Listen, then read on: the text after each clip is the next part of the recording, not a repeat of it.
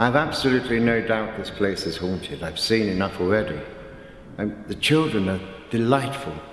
The ancient burnt-out church in the ground seems to be a psychic hub of sorts. Then there's the powerful source within these walls, something the children are afraid of, something very dark and malevolent, dangerous. It's the commanding influence in the house. Dark, terrible,